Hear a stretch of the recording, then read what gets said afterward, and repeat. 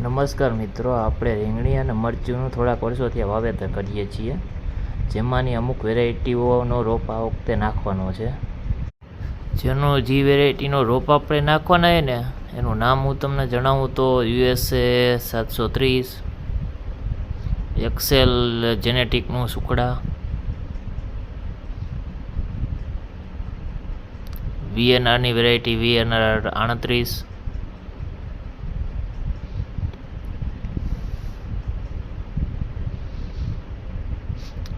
અને કાશી વેરાયટી આજી કાશી છે, એનો આપણે પહેલી વખત રોપ નાખીએ છીએ. પછી અજીત કમાન્ડો રીંગણીમાં VNRનું મુક્તા મોતી. આ વેરાયટીનો રોપ આપણે નાખવાના છીએ અને 45-50 દિવસે વાવેતર કરવાના છીએ.